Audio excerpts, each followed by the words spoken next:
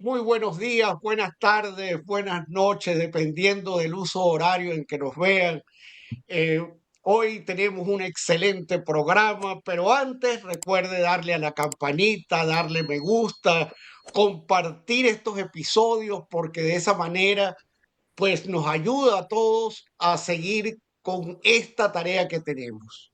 Hoy nos convoca una pregunta que sigue siendo herida y espejo. ¿Qué hicimos con nuestra democracia? 40 años de proyectos, conquistas y fracturas que terminaron por desdibujar el sueño de una república moderna, justa y plural. Pero más allá de la nostalgia o el desencanto, queremos pensar. No solo revisar lo que ocurrió, sino comprender las ideas, los gestos, los silencios que nos trajeron hasta aquí. Pensar un país no es un acto académico, es un acto de supervivencia moral. Y este espacio nace de esa necesidad, la de pensar para no resignarnos. Buenos días, José Rafael. Muy buenos días. Bueno, nuestro invitado de hoy es un hombre que ha hecho de la comunicación y la política un territorio precisamente del pensamiento. Doctor en ciencias políticas, comunicador, cuentista y poeta. Fue profesor asociado y director de la Escuela de Comunicación Social de la Universidad Central de Venezuela, profesor invitado en el Departamento de Política Comparada de la Universidad de Rostock en Alemania, becario Fulbright, Philip Doctoral en Normativa Orders de la Universidad de Frankfurt y en el Departamento de Política de la Universidad de Bamberg. También fue investigador del Centro de Investigaciones Postdoctorales de la Universidad Central de Venezuela, el CIPOST, adscrito al programa postdoctoral de estudios normativos coordinado por la doctora Julia Barragán, una de las fundadoras de ese espacio donde se celebraba la diferencia y el debate riguroso de ideas. Colaborador constante en revistas literarias y de pensamiento. Su palabra combina la precisión del politólogo con la sensibilidad del narrador. Miguel Ángel Latuche ha sabido convertir el análisis político en un acto de lucidez y de ternura intelectual.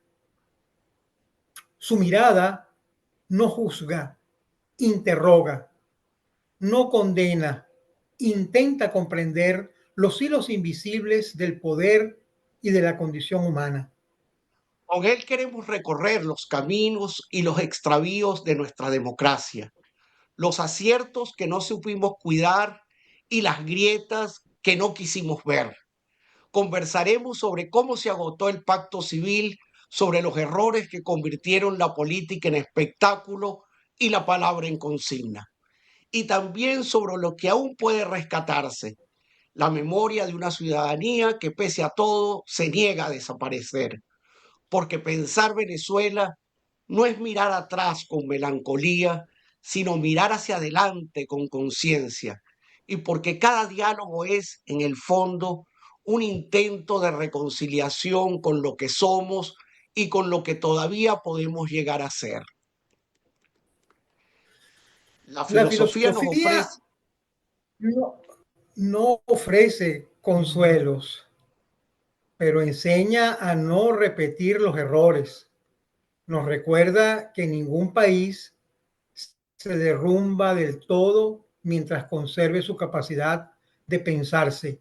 Y quizá ese sea hoy nuestro mayor desafío, volver a pensar, volver a dialogar. Mientras haya pensamiento libre, habrá país posible.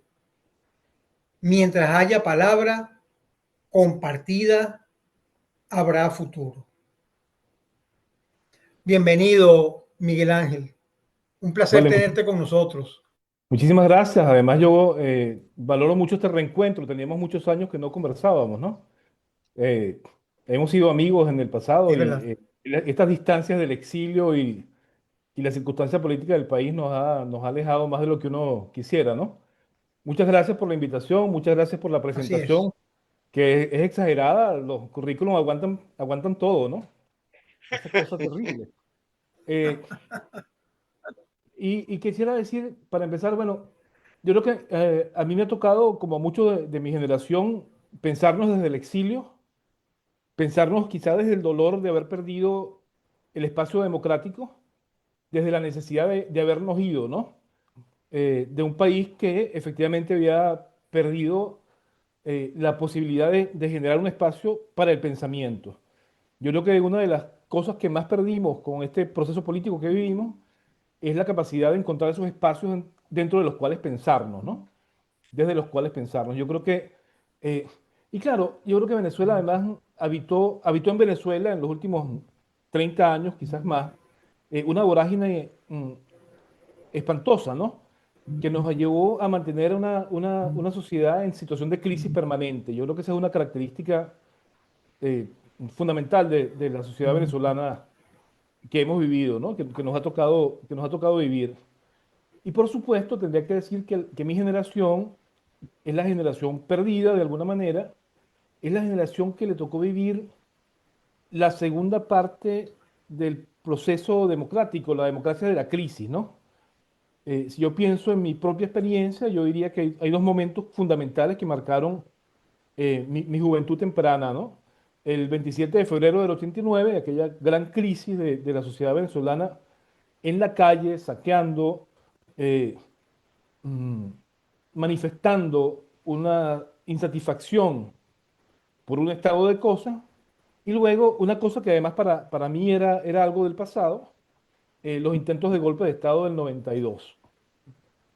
Y yo creo que era muy importante porque esos dos hechos en particular yo creo que marcaron el fin del proceso democrático punto fijista y marcaron la idea de esa crisis terminal por la cual transitó el sistema político hasta 1999. Yo creo que el gran proyecto de Punto Fijo, esto que fue un proyecto muy importante que permitió la transición democrática, que garantizó la reconstrucción de un país desde otra perspectiva, la posibilidad de que la gente manifestara a través del voto esto, su opinión política, sufrió una ruptura muy importante a finales de los 80, principios de los 90, que además no fue vista de manera apropiada por la clase política.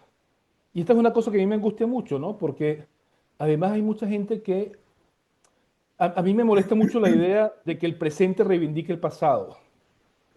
Yo creo que vivimos un presente terrible, yo creo que vivimos un presente no democrático, efectivamente, es evidente que es así, pero no creo que sea suficiente para reivindicar el pasado. Yo creo que el pasado hay que verlo con cuidado para aprender de sus errores y para no repetirlos. Ahí hay una cosa de la que se habla poco en Venezuela y quizás es la cosa que a mí más me preocupa. No se habla del proceso, no se habla de la necesidad de reconstruir un espacio institucional en serio, de reconstruir un espacio normativo, eh, imparcial, lo suficientemente consistente como para soportar desde allí la reconstrucción del espacio político, del sistema político y la discusión política. Yo creo que esos son los ejes de la crisis, al menos de la que yo veo, ¿no? Mira, Miguel Ángel, pero vamos a arrancar, chico, con tu juventud que la tocaste. ¿Cómo fue eso que empezaste estudiando comunicación social? ¿Cómo fue ese ambiente? Trata de hacer un ejercicio de memoria para que los jóvenes, los que estén viendo este programa, puedan ubicarse en tu ambiente. ¿Cómo llegaste Bueno, ahí? ¿Cómo era tu lo que, estructura? ¿Cómo era esa lo que, universidad de esa época? lo que pasa, Jonathan, es que yo comprendo el arranque de Miguel Ángel, comprendo que, digamos, quisiera comenzar a reflexionar porque en la soledad de la diáspora es complicado, ¿no? Es como una necesidad que tenemos y además, como él bien decía al principio, encontrarse o reencontrarse con uno que era un referente permanente en la universidad de conversación y de diálogo, bueno, inmediatamente te impulsa como que si hubieses dejado la conversación hace 2 días, ¿no? Así es. Y entonces por eso lo Bueno, comprendo. Pero hubo bueno, creo hubo una que época en la que conversábamos mucho, ¿no? De claro que hecho, sí. sí, sí, Recuerdo sí. que la última vez que nos vimos tú y yo en la Universidad Sí, Central de Venezuela, íbamos en una marcha, íbamos con Paulino Betancourt, es íbamos los cierto, tres, claro que y sí. no nos dejó pasar la policía por Sí, ninguna parte, bueno, ¿te acuerdas? como es típico que suceda, ¿no? En nuestros tiempos. Bueno, no, pero No, creo que Jonathan tiene razón. claro, bueno, yo quiero empezar quizás un poco más atrás, ¿no? Yo soy cojedeño. Mi pueblo es un pueblo muy pequeño que queda a media hora de Valencia. Y esto, yo me moví en esa dicotomía entre el mundo rural y el mundo urbano, ¿no? Mi pueblo, con el primer proceso de descentralización industrial venezolano, se transforma y yo creo que eso abre un interés hacia lo político, en mi caso, ¿no? Esto, y una necesidad también por comunicar, ¿no? Yo no estudié comunicación, pero estuve involucrado siempre en procesos asociados con las comunicaciones, ¿no? Yo fui muy, muy temprano, yo empecé a colaborar con un diario regional y tuve algunos proyectos de periódicos en el liceo, ¿no? Esto, y además tuve la suerte yo creo que esto es bien importante, de tener acceso a bibliotecas familiares que estaban disponibles, ¿no? Lo que me permitió leer desde el pueblo, lo que era una cosa muy, muy rara, porque no había muchas posibilidades, un montón de obras de literatura y de política que quizás no entendía suficientemente en el momento, pero yo le llegué muy temprano a Maquiavelo, a Hobbes, a Rousseau. No digo que las entendía, pero les llegué. Estaban en algunas bibliotecas y me interesaron, ¿no? Los tuve en mis manos siendo muy, muy joven. Y eso me llevó a la universidad a finales de los 80, principios de los 90, a estudiar relaciones internacionales en un momento muy interesante, porque yo creo que Caracas, para un muchacho del pueblo, ir a esa Caracas cosmopolita, donde habían festivales de teatro, donde la dirección de cultura estaba en su mejor momento, quizás, y habían conciertos permanentemente, y estaba la orquesta los domingos. Fue todo un descubrimiento. Fíjate que yo creo y yo he reflexionado sobre esto. En mi pueblo no había museos. La primera vez que yo fui al museo, tenía 18, 17, 18 años, fui al Maxi.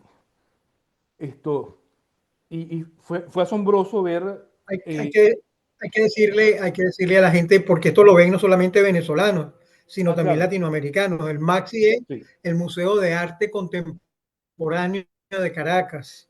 que era una maravilla en ese tiempo, no sé ahora, pero en ese tiempo era quizás uno de los Una museos más maravilla. importantes de América Latina, ¿no? Dirigido Esto, por y, Sofía Inver. dirigido por Sofía Inver, claro. Y llegar a Caracas en ese momento para mí fue un descubrimiento, fue la posibilidad de ver un país que yo no había tenido la oportunidad de vivir. Para mí la ciudad más importante era Valencia, ¿no? Esto, y quizá mi referencia estaba más hacia el sur, hacia los llanos, ¿no? Entonces Caracas rompe esa dinámica y empieza un proceso de transformación en mí, quizás una visita a la Biblioteca Nacional, a los museos, a los conciertos. Creo que era un momento muy, muy crucial, digamos, un momento de aprendizaje muy crucial, ¿no? Además, la universidad era un espacio, creo que uno pudiera decir, es un espacio verdaderamente democrático. Yo creo que uno podía integrarse a diversos grupos estudiantiles, culturales, y encontrar allí un espacio dentro del cual discutir, dentro del cual conversar, dentro del cual abrir horizontes intelectuales, ¿no? Entonces, bueno, yo termino Relaciones Internacionales. Tuve la suerte de trabajar con Elsa Cardoso en el posgrado de Relaciones Internacionales que recién abría sus puertas. Fue mi primera experiencia docente, como docente de la universidad. Y después me encuentro en CIPOS con la profesora Julia Barragán.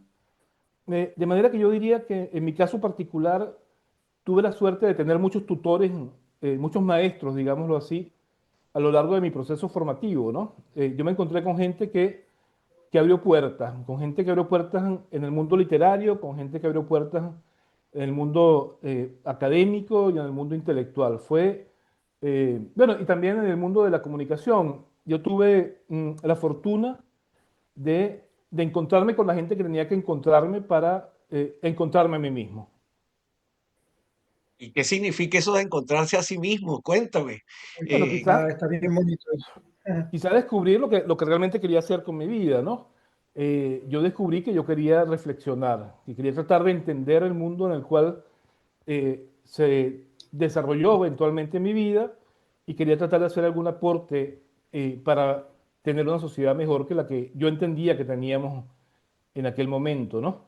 Eh, porque en mi visión, uno vive dentro del contexto, uno es parte del contexto en el que vive.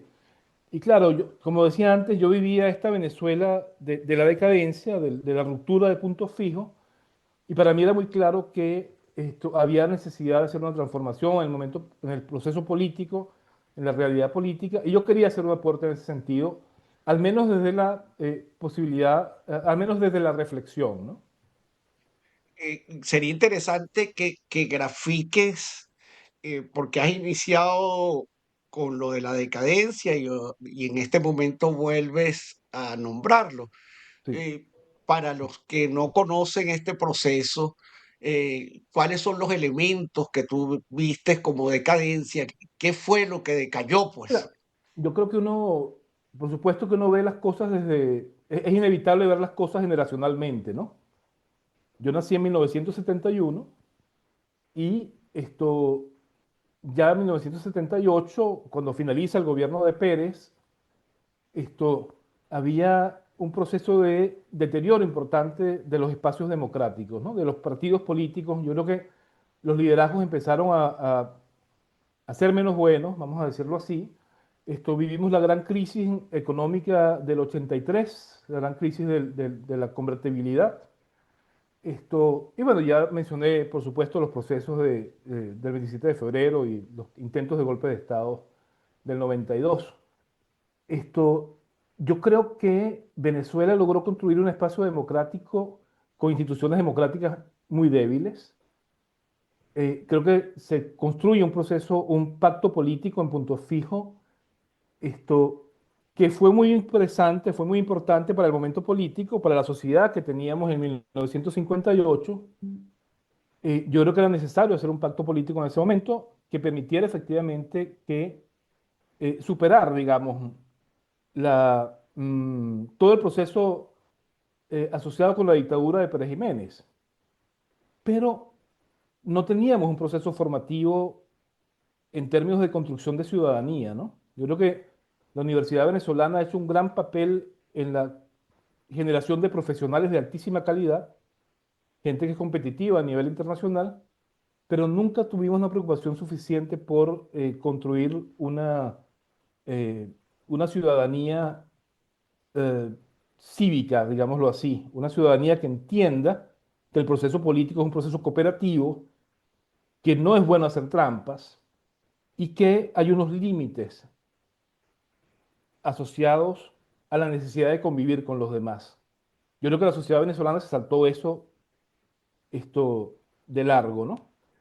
Y creo además que las reglas del juego nunca estuvieron claras. Tuvimos unas reglas del juego con muchos espacios borrosos. Esto, y de aquellos polvos tenemos estos lodos. A mí Algunos me interesa, ejemplos, danos ejemplos concretos de eso que tú dices, que las reglas de juego, sobre todo para el que nos esté escuchando, ¿no? Las reglas de sí, juego no estuvieron claras. bueno, ¿A qué te tribunales que refieres? Da ejemplo tribunales, concreto, a ver. tribunales que trabajaban que funcionaban de manera interesada, esto, becas que se les entregaban a personas específicas, no siempre por méritos, esto, mm, entradas a la universidad que no siempre estaban asociadas a la meritocracia, financiamiento a banqueros con dineros de los ahorristas. eh, Te puedo nombrar un En, montón, en otra Jalisco, palabra, etcétera, ¿no? en otras palabras, tú nos sugieres que de alguna manera esto que yo he llamado en repetidas ocasiones la gangsterilidad que hoy día gobierna o ha venido gobernando durante los últimos años a Venezuela, tiene sus orígenes justo en este tipo de elementos, digámoslo para llamarlos no ciudadanos. Bueno, déjame decirte que es muy interesante, ¿no? Porque yo vivo en Alemania, por supuesto, y estoy muy interesado en el proceso de la República de Weimar, que fue la república que se instituye en Alemania después de la después de la pérdida de la Primera Guerra Mundial y cuando sale del juego la monarquía, ¿no? Entonces me parece que es muy interesante y un trabajo eh, se me fue el nombre, se llama Vuelta a la Normalidad de Karl Otto Appel, de la Escuela de Frankfurt. Él decía, Apple, sí. sí, él decía, el problema alemán es que hemos perdido la construcción moral. Y a mí me parece interesantísimo porque hay un paralelismo muy claro para mí entre ese momento alemán que abrió la puerta al nacionalsocialismo y el momento venezolano que abre la puerta al chavismo. Oye, Una Oh, qué ah, ruptura de las maravilla, qué bueno, ah, instituciones. ah, estoy de ah, acuerdo. ah, ¿puedes profundizar en en Y, ese no, y paralelismo? Sí. es que además, En el libro que estoy Jonathan, trabajando. además, esto que dice Miguel Ángel es sumamente importante porque en el fondo el nacionalsocialismo era tan criminal como lo ha sido para nosotros el régimen de Chávez y luego de Maduro, ¿no? Con la diferencia del momento histórico, por supuesto, ¿no? Hay que decir esto. Sí, Y bueno, y la Pero, cantidad pero bien, y, y- y la maquinación de de la muerte que porque no se tiene, pues, la bueno, de tecnificación la de la muerte, muerte que tenían. de la muerte, de la exclusión, de la corrupción. Pero los alemanes que son gente interesante, no tratan de tapar el sol con un dedo y son capaces de reconocer el nacionalsocialismo no nació de la nada. Hubo unos factores que le dieron origen, que le dieron vida. Y yo creo que los venezolanos tenemos la necesidad de reconocer que esta tragedia que vivimos tiene su origen, tiene un origen de algún lugar. Y tendríamos que discutir cuál es ese lugar. Si hubiésemos vivido, yo creo, en un mundo idílico, esto no hubiera sucedido. Yo creo que hay algunos discursos en los cuales esto no se reconoce, en los cuales se dice, vivíamos felices, el Venezuela era era un paraíso, era el lugar perfecto, y tuvimos la mala suerte de que de que esto nos pasara. Bueno, eso no existe, yo creo. Yo creo que es claro. imprescindible reconocer que había unos problemas específicos muy importantes. Era una república, en ese sentido parecido a la de Weimar, una república débil, con instituciones muy débiles, este, con una construcción realmente injusta, inequitativa, donde unos eran excluidos y otros no. Yo salí del pueblo en 1988 a la universidad y éramos 120 muchachos que estudiaron conmigo en el liceo y solamente dos de nosotros logramos ir a Caracas a estudiar. La mayoría de esta gente tuvo que ir a trabajar, tuvo que ir a otro tipo de programas. No es cierto que había oportunidades para todos. Y yo creo que reconocer esto es crucial si nosotros queremos en el futuro construir un espacio democrático, si queremos superar verdaderamente esto, este momento tan extraño que vivimos, este momento en el cual el país se ha convertido en un país campamento, en un país guarnición, ¿no? Eh, Esto, me parece muy interesante esto que estás diciendo, porque a partir de tu experiencia tú estás elaborando un juicio a propósito del sistema educativo que normalmente se dice que en el periodo democrático fue el periodo, y creo que los números sí lo confirman, donde hubo una expansión, una masificación de la educación. Sin embargo, tú estás apuntando a que esa masificación en realidad tenía en el fondo exclusión. Eso es lo que estás claro, diciendo. claro, porque tenía exclusión. Te pongo ejemplos concretos, ¿no? Yo llegué a Caracas a estudiar y había una diferencia sustantiva entre los compañeros que habían estudiado en colegios privados en Caracas y yo, o los compañeros que habían estudiado en colegios públicos en Caracas y yo, porque la educación que se distribuía en Caracas era absolutamente diferente a la que yo tenía acceso en Cojedes. Y esto es un punto importante, porque si hablamos de justicia y de igualdad de oportunidades, y yo debo decir, yo no soy un tipo que hable desde el resentimiento, porque no tengo por qué tenerlo. Yo tuve muchísima suerte. Yo hice la vida que quise hacer. No sufrí las necesidades que otra gente sufrió, pero pienso que si uno quiere reconstruir el país en serio, debe reconocer dónde estaban las fallas, ¿no? En qué nos equivocamos. Estás De nuevo, quiero apuntando aclarar, a porque a la educación. quiero aclarar esto porque el país es muy sensible, ¿no? Entonces tú dices cualquier cosa y te acusan de esto y de aquello. No, yo no hablo desde el resentimiento, yo hablo desde mi percepción de la realidad. Desde la Claro, percepción de un hombre que no nació en Caracas, no vivió en Caracas hasta muy tarde en su vida, pero que conoce la Venezuela profunda, que conoce claro. lo que se sufre en el llano, por ejemplo, y que lo conoce muy bien. Muy bien eso, o sea, me parece muy importante porque de esta manera, fíjate, uno de los asuntos que a todos los que con los que conversamos le preguntamos es que caractericen buenas prácticas y malas prácticas Ya. durante el periodo 58-98, No, justamente para... te puedo hablar de una buena práctica extraordinaria, Fundayacucho.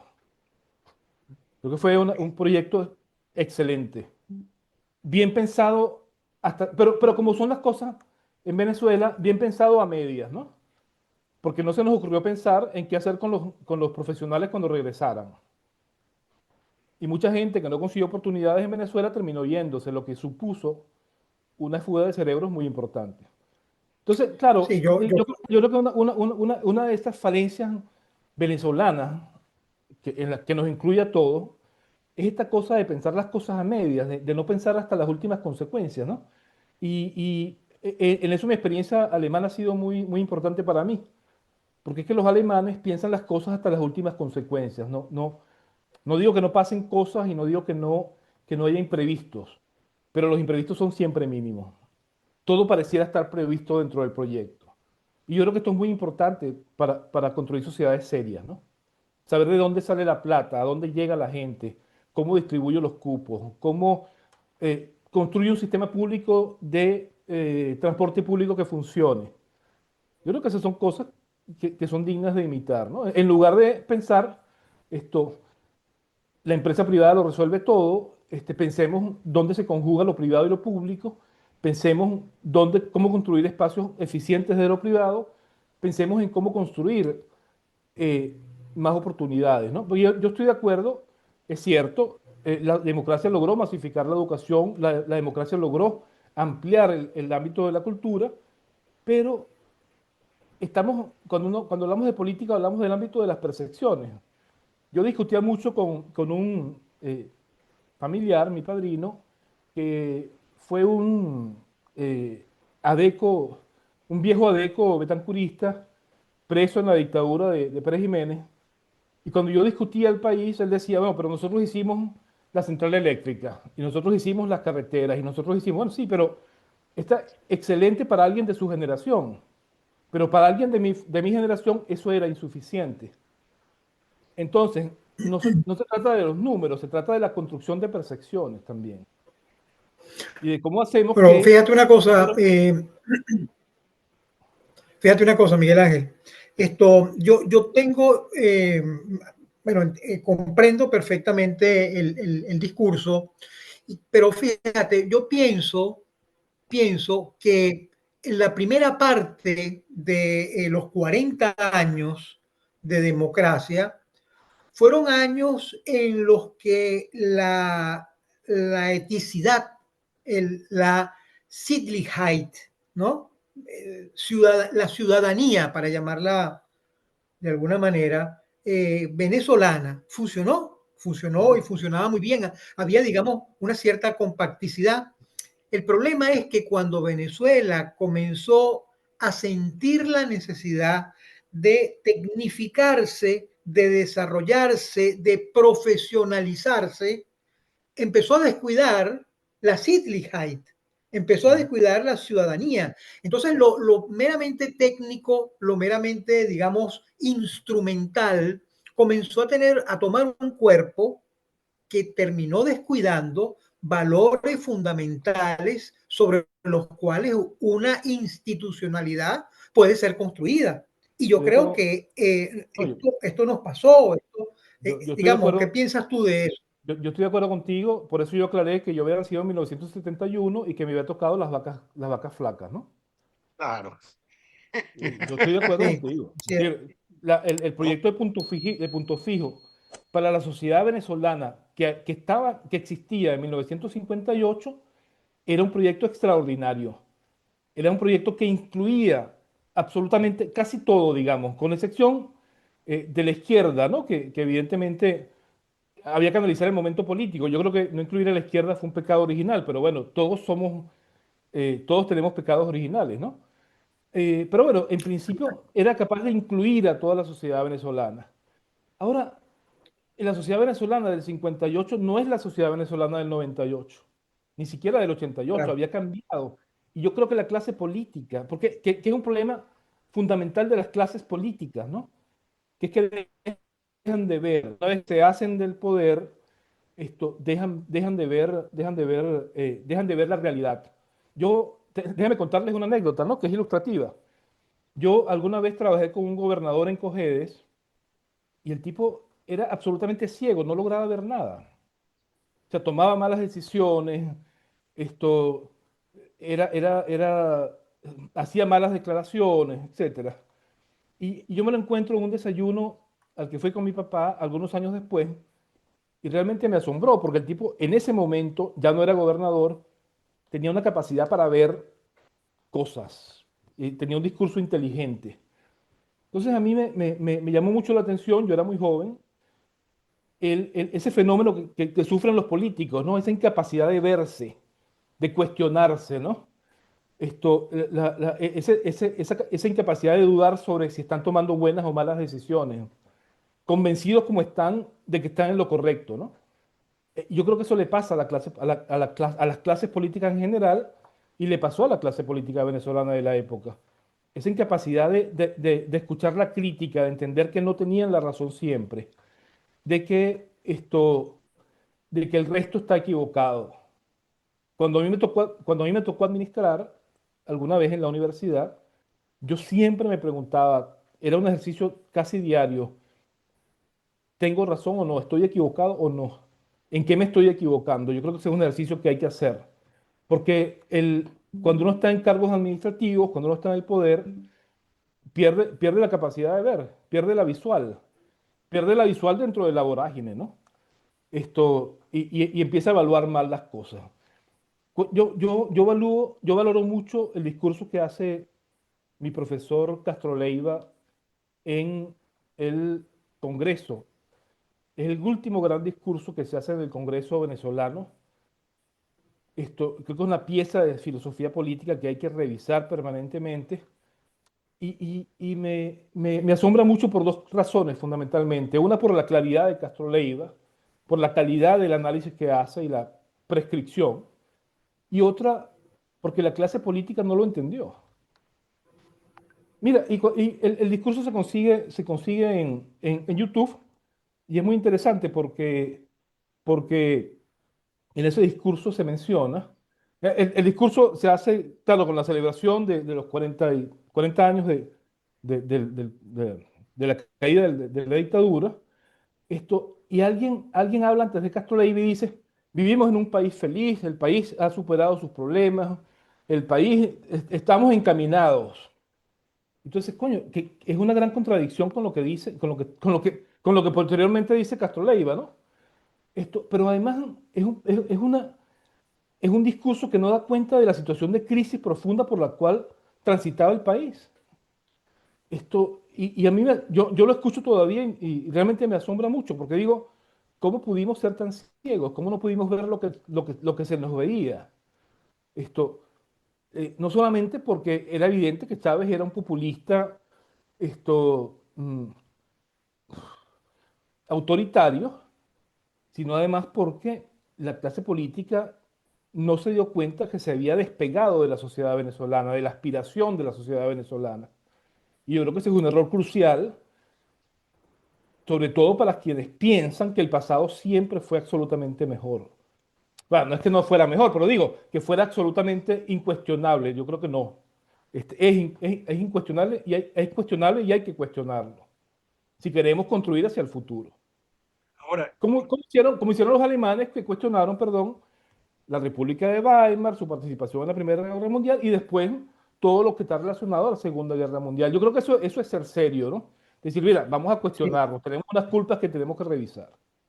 ahora, fíjate tú, me parece interesante la mirada que tienes sobre Alemania, pero si tú te pones a pensar que Alemania y toda Europa tienen siglos de construcción.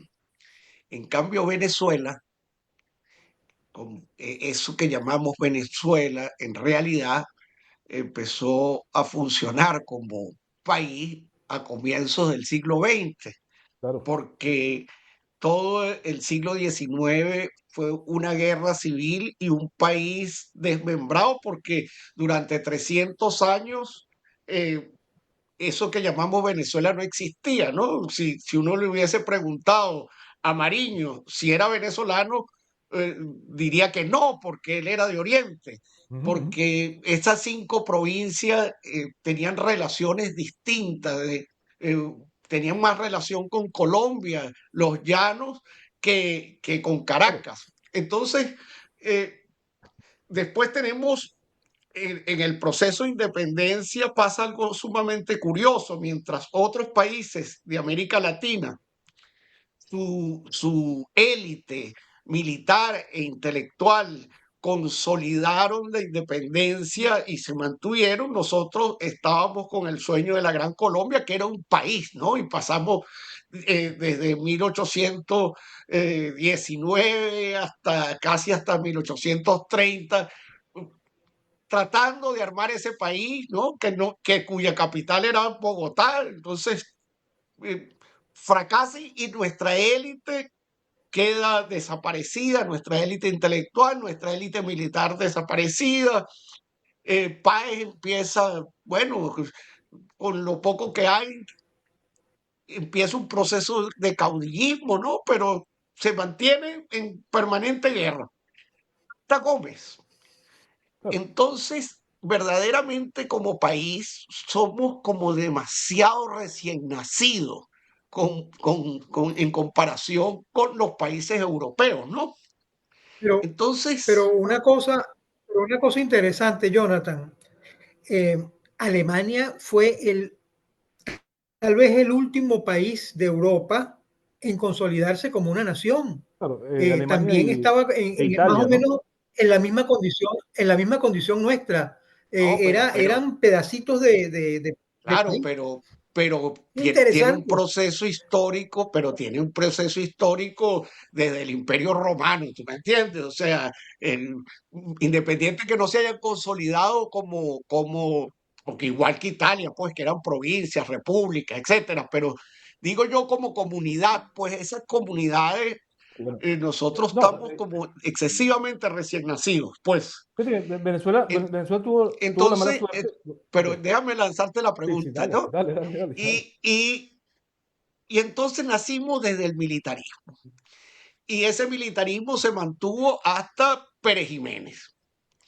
Entonces, si tú ves Sí, eso, si evaluamos eso, porque hay que evaluar esa parte, ¿no?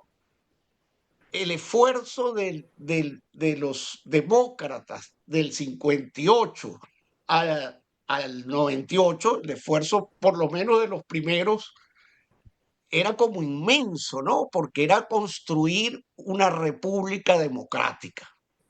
Sí, bueno, Entonces, déjame aclarar que yo no estoy desvalorizando el proceso de al revés, Montesinos, no, ¿no? fíjate mira lo que Ok. voy. Entonces, si somos jóvenes, si asumimos la premisa que somos jóvenes, que tenemos un gran peso del caudillismo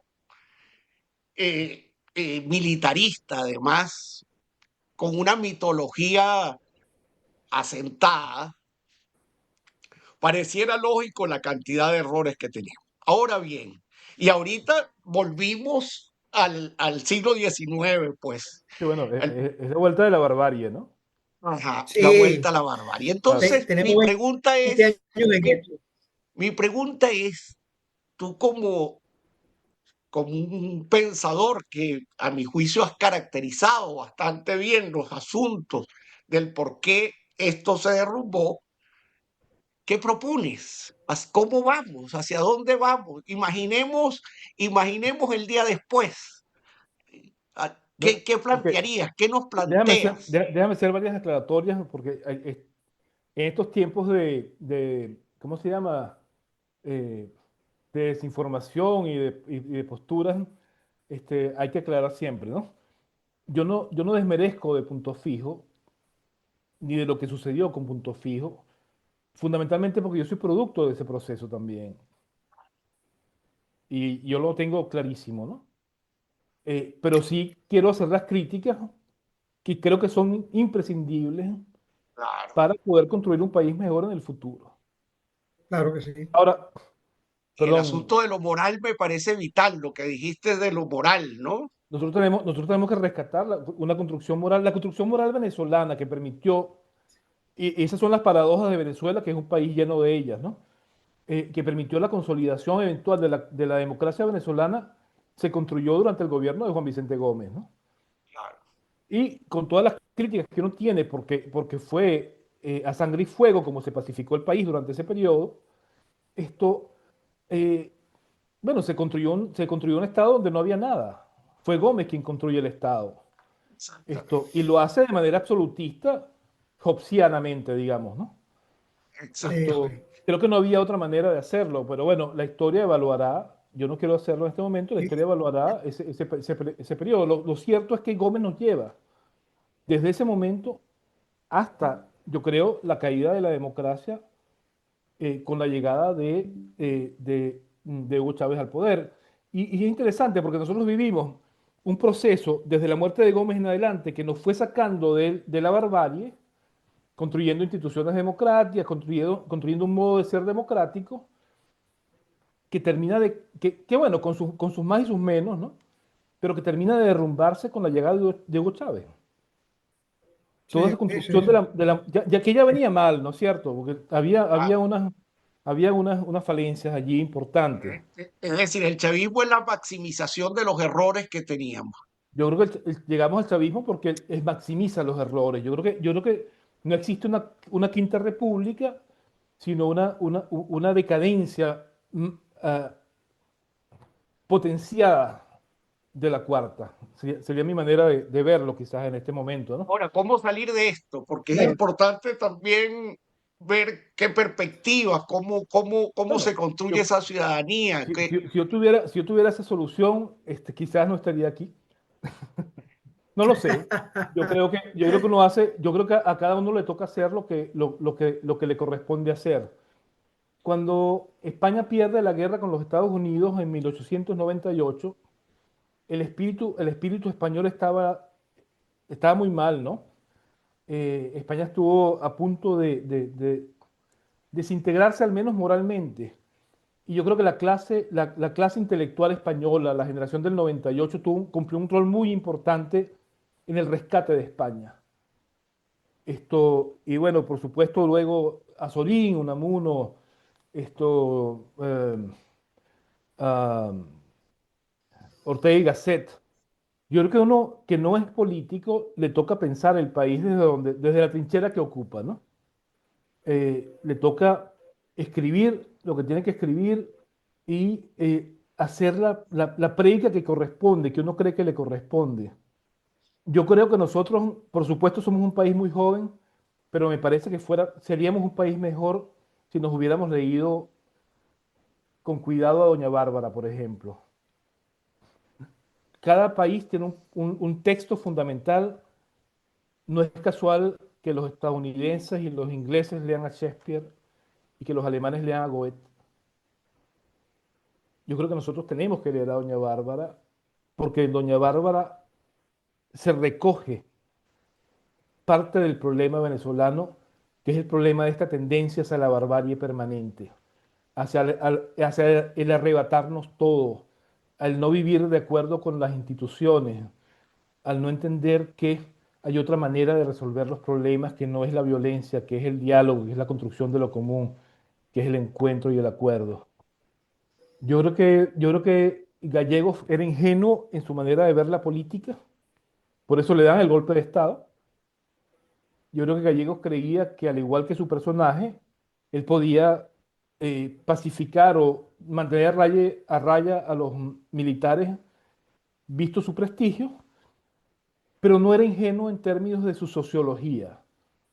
Yo creo que él dibuja muy bien el espíritu, el alma venezolana, esa, esa alma transgresora venezolana, que yo creo que la seguimos teniendo, ¿no? Vivimos en transgresión, nos cuesta mucho la construcción normativa. Y yo creo que lo mejor, lo más importante que hay que hacer de cara al futuro es pensar y repensar al cansancio, hasta el cansancio, cómo reconstruir normativamente el país, cómo reconstruir las dimensiones morales, las dimensiones de la moralidad pública venezolana, que yo creo que están en este momento muy Ética, rotas, ¿no? ética, La construcción ética, porque claro. sí, Sí. Yo, yo iba a decir que tú que dijiste que no sabías qué hacer. Yo voy a traducir lo tuyo porque a mí me parece que si has dicho qué hacer. Eh, el, Pero, pero, yo pero creo que es no me atrevo a endilgármelo. no, no, mira, yo creo que nos estás diciendo algo muy fundamental a todos los venezolanos, importante, sí. que lo primero es que tenemos que comprender nuestra historia y que comprender nuestra historia no supone ni nostalgia ni esperanza, sino supone una evaluación consciente de los errores y de los aciertos, pero Claro. fundamentalmente los errores para poder pensar desde allí cómo salir de este marasmo en que estamos. Yo creo que es Mira, vital es interesante porque eso, ¿no? yo a ustedes los veo con frecuencia y veo que entrevistan a gente que tiene 10 años más que yo, o 15 o 20 años más que yo, y la visión es totalmente diferente.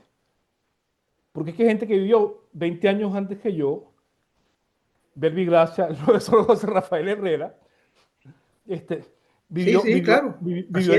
vivió el país de las vacas gordas, de la gran Venezuela. Entonces, ves un país totalmente diferente.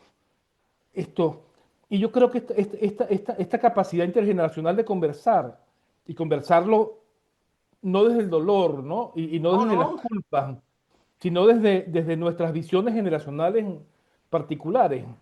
Y esta posibilidad de entendernos y de escucharnos, porque es que ciertamente uno escucha mucho el discurso en contra, ¿no? El discurso, bueno, tú eres un resentido, tú no entendiste al país, etcétera, lo que dicen. Las acusaciones. Creo que eso nos hace daño, porque claro. eso contribuye a dividirnos mucho más. Esta discusión que hay entre los que están adentro y los que están afuera es absolutamente inútil. Esta discusión que hay entre los que fueron o los que no fueron. Yo creo que no. Bueno, tenemos un momento específico del país y quizás la No, oportunidad de reencontrarnos en una discusión política verdaderamente importante, que nos claro que sí. permita comprender cuál es el papel que jugamos y cuál es el momento político en el que estamos realmente, ¿no? Mira, y ahora ya Fíjate, estamos a punto de de lo cerrar. que, espérate, Jonathan, yo diría que este régimen, tarde o temprano, va a caer definitivamente, va a, digamos, sucumbir, incluso va a sucumbir por su propio peso.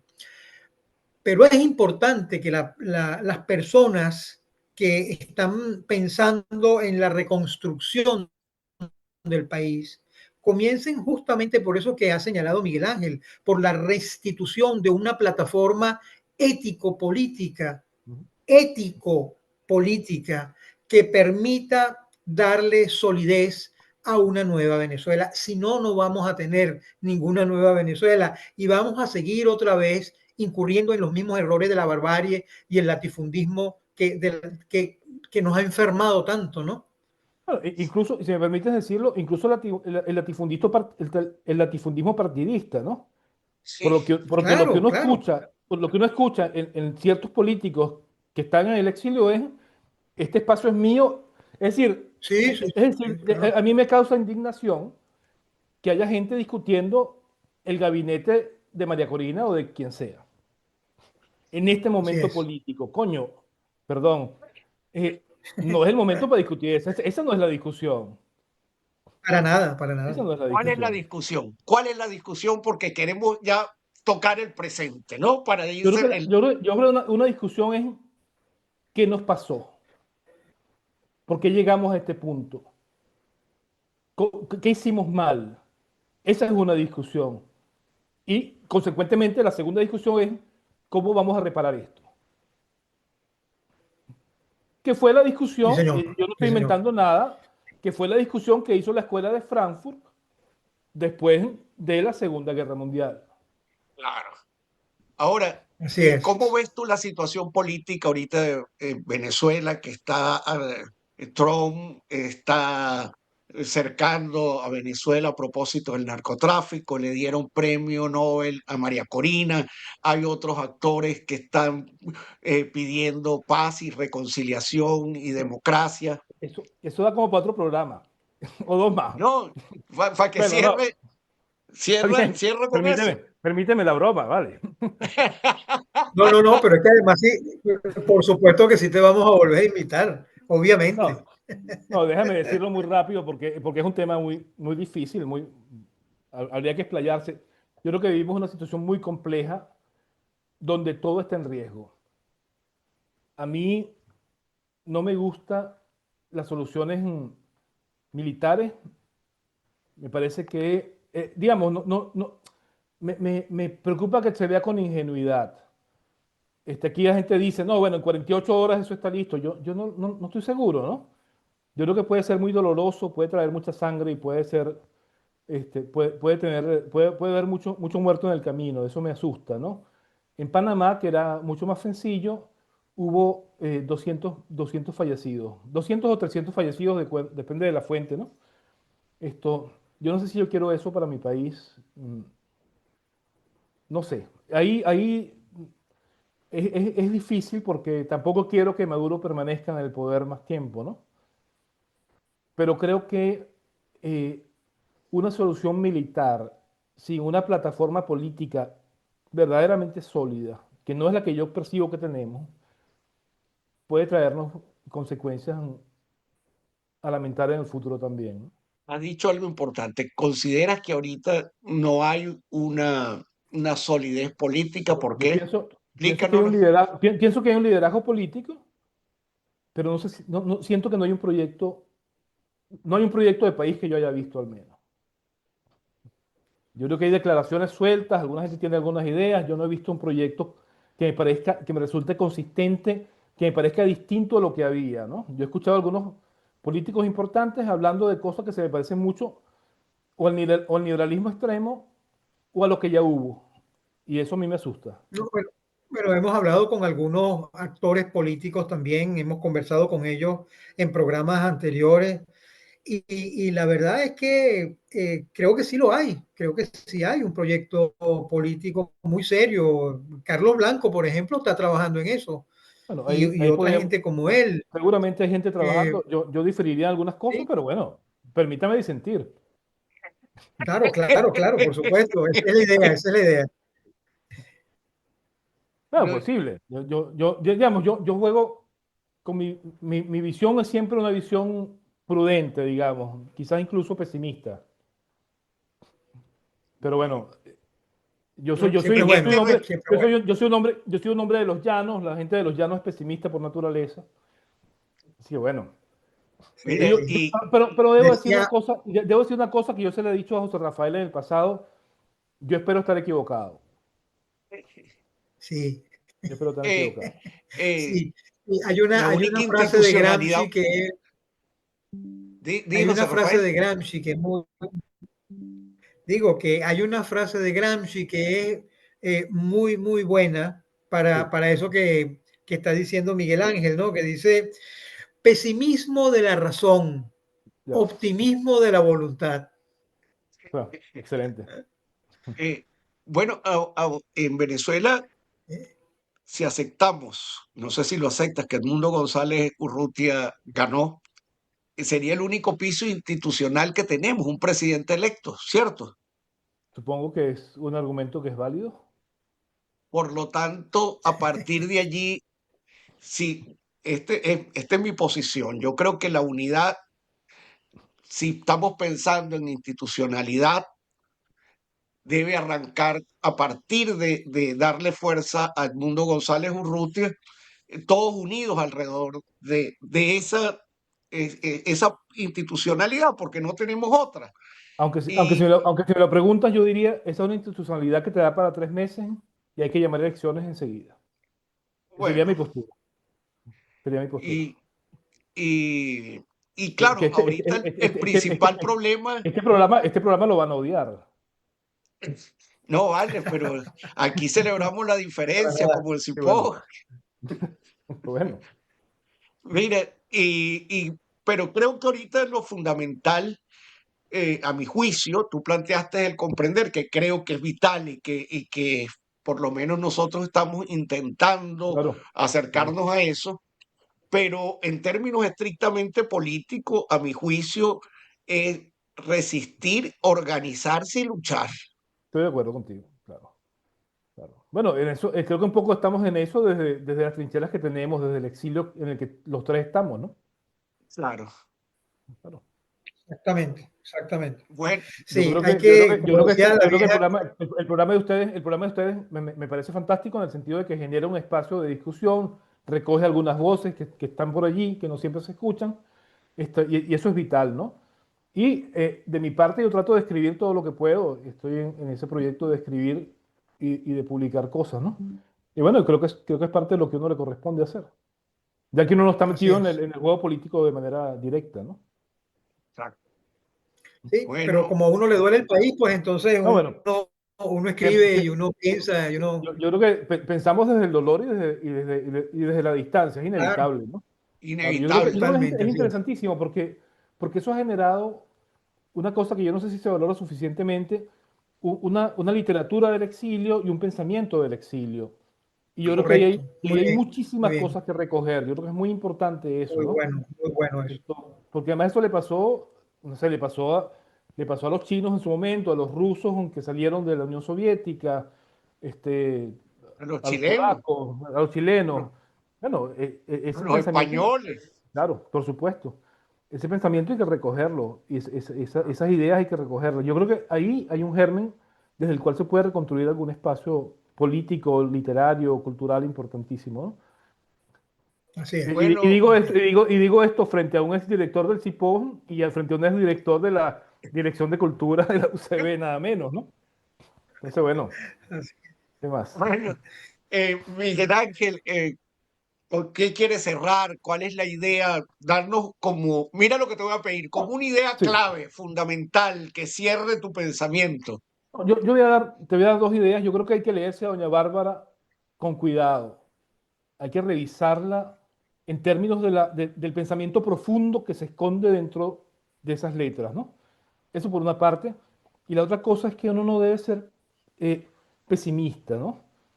Yo creo que regresaremos al país en algún momento. Esto, yo creo que efectivamente los regímenes autoritarios no pueden ser permanentes. Esto, y yo creo que hay una fortaleza en los venezolanos que estamos fuera y que queremos al país y que aspiramos que el país efectivamente sea un país mejor, sea un país donde yo creo que el país donde vivíamos, el país de mi niñez era un país donde uno podía ser feliz. Yo quisiera ver ese país de nuevo, pero hay que construirlo, ¿no? Hay que construirlo. Bueno, así muchísimas es. gracias. Oh, gracias a ustedes, gracias a Muchas ustedes. gracias, Miguel Excelente. Ángel. Con seguridad te invitaremos Muchas gracias. Dale, nuevamente. Fue un me gratísimo disculpo, placer. me disculpo por disentir permanentemente. De No, verdad. al revés, no, no te tienes que disculpar. Esto yo creo que es el No, no, no, espacio al contrario, al fundamental. contrario.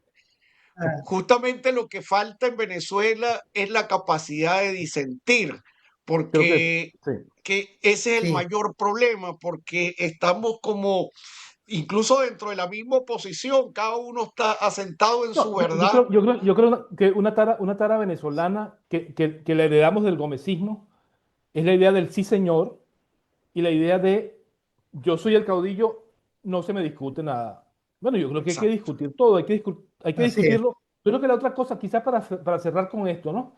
Debemos estar dispuestos a discutirlo absolutamente todo, aunque tengamos que asumir los costos asociados. Yo creo que ese tema de, Eso lo llamaría, eso lo llamaría a haber más acción comunicativa. Y eso claro, yo creo que es lo que necesitamos mucho. pero sin el estado ideal de diálogo que no existe, Claro. ¿no?